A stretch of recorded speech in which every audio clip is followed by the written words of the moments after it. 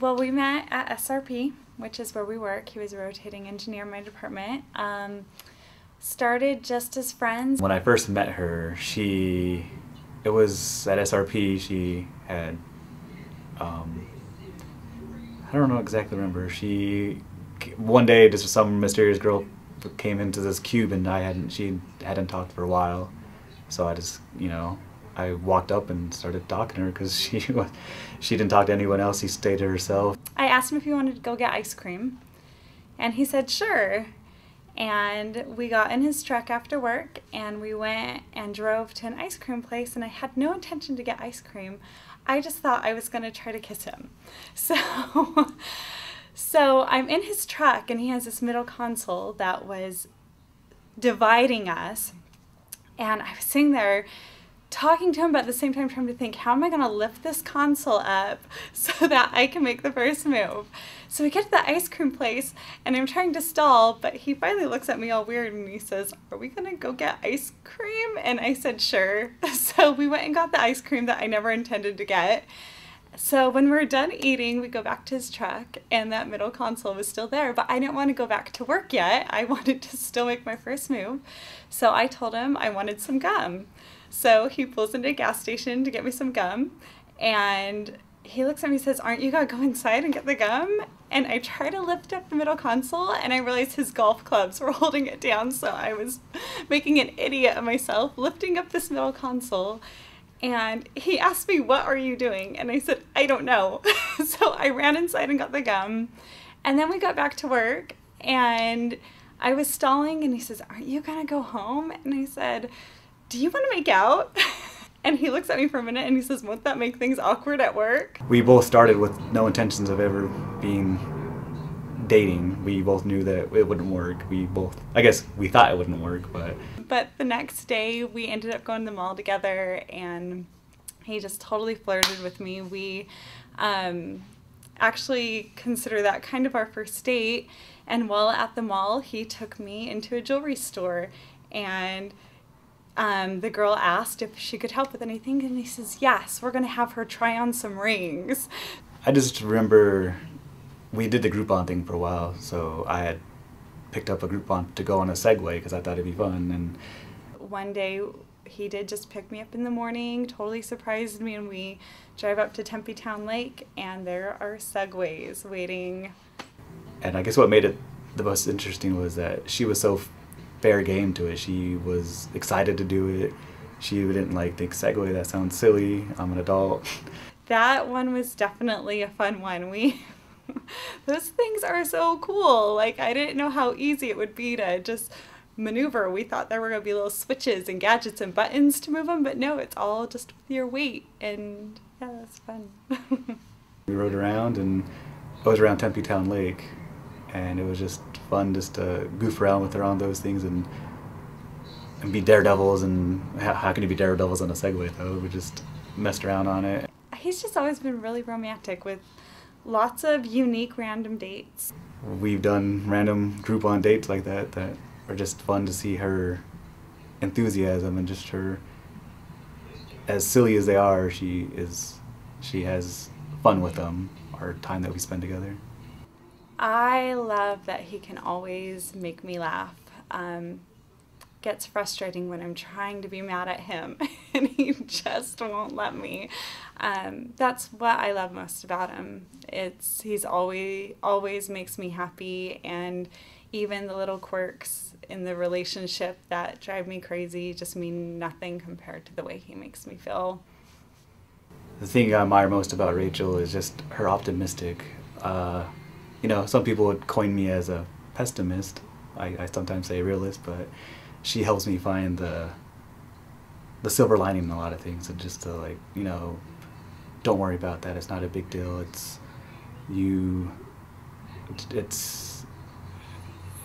just finding the good parts of life, the thrill of it, and she's just waiting for the next day. Like I said about the Segway tours and all those dates that we always have, she's just waiting for the next adventure, and she keeps me more positive and smiling, and she always wants to smile, and she hates to see me not smile. She wants to see everyone happy. I knew that he was the one probably way before he did. I have been through several relationships, and in all my relationships, it was always a relationship. And with him, right off the bat, he was just a friend. I could talk to him about anything. Everything was always easy. Just being with him was always fun, and it never really felt like work. So. It's, I had a struggle with, Rachel, and if she was the one. But then one day I was watching The Office, and I saw Pam and what is his name? Pam and Jim. Their relationship, how they were always just like goofing off with each other, how they were always, having fun with each other and messing with other people. And I was sitting there watching it by myself, and I was just like, I wish I could find my Pam. And then I just thought, I'm like, I have it already. It's Rachel. We have amazing times together, and she gets my personality. Most people would, I say something silly and they just like write it off, but she kind of goes with it, and she helps with like my partner in crime type of things, where I say something ridiculous and she'll adds on to it, and we just have a snowball of fun. Before I say how he proposed, I must say that I thought he was going to propose on several dates before he actually did propose, because he took me on horseback riding dates and hot air balloon rides, to the point where even my friends would be like, "Where's the ring?" I'm like, "Yeah, I don't have one yet." The way I proposed to Rachel was kind of indicative of how our relationship is, where I'm the goofball and she, for some reason, she's able to put up with me. And I had this whole day planned, from basically waking up to getting home. But the morning he did propose, we went out on a helicopter ride of the city. And part of me was wondering, but part of me was thinking, maybe this is just one of his normal elaborate dates that are really nice. I took her out to dinner or breakfast, and we had a decent breakfast, and we went on a helicopter ride, because that's one of the things that we had done at our time in SRP, was we had a helicopter ride together. And we got off of that helicopter, and we're walking out towards a parking lot, and he stops and he holds me and he tells me how amazing I am and everything a girl wants to hear. And then he pulls out the ring box, and I got so excited. My heart was pounding so fast, and he opens it. And I asked her, "Would you like a mint?" And it was filled with Altoids. So she hit me for like the next 5 minutes and all the way to my truck, and he probably got a sore arm after that from me hitting him. I had a good kick out of it. That's just what we do. But then we went to a spa, and he walked me up there. I didn't know where we were going at that point, but as we're walking up, he stops and he just looks deeply in my eyes, and I get down on my knee and start tying my shoe. And starts tying his shoe. We were up in North Scottsdale, so I drove her by the Shane Company. I'm like, "You want to go get something?" He points out the Shane Company, which I always point out every time we drive by there. And I said, "Oh yeah, that is the Shane Company." And he pulled into the parking lot. And then I said psych and drove away. And so that was the third time. And then we went to the spa and had a spa day where it was couples massage and facial. And we had a little break before we went to dinner. So here all the fake proposals were happening, and I'm thinking, he might be really doing it, so I need to go get my nails done. So I even ran and got my nails done, and I was so excited and telling my nail lady, "I think I'm being proposed to tonight." So he drove me out to dinner. We have this wonderful view, and I set it up. Still didn't do it. Went to the casino, and we played some blackjack, and then finally, on the way home, you can see she's distraught because the days ended, and she's just like, "I guess it's not happening today." And I was waiting and waiting and waiting for it, and it did not happen. So we're driving home, and he can tell I'm upset, but I'm trying not to be an ungrateful girlfriend after the wonderful day he gave to me. So I said nothing was wrong several times. So I'm poking her a little bit more. I'm like, what's wrong, honey? Are you okay? And I know what she's saying. And he kept pressing, so I finally did tell him I was kind of disappointed that he didn't propose. And then he said to me something that irked me at the time. And then I tell her, go on the speech and say, you know, I'll never do anything unless I'm ready.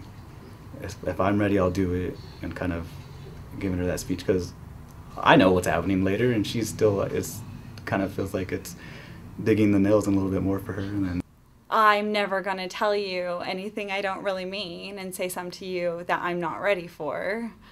So that just irritated me more, thinking, well, why aren't you ready for it? And finally we go home, and on the piano I had a piano, and I don't know how to play the piano, and I learned like the first 15 seconds of our song, and it was really bad, and so I told her to jump on and show me how it's really done, and she starts, so I go into the kitchen, I call her over there, and I open the door, and my niece and nephew, and they had it all set up with candles and rose petals and no rose petals, it was candles. And the whole backyard was beautiful. It was lit up with candles.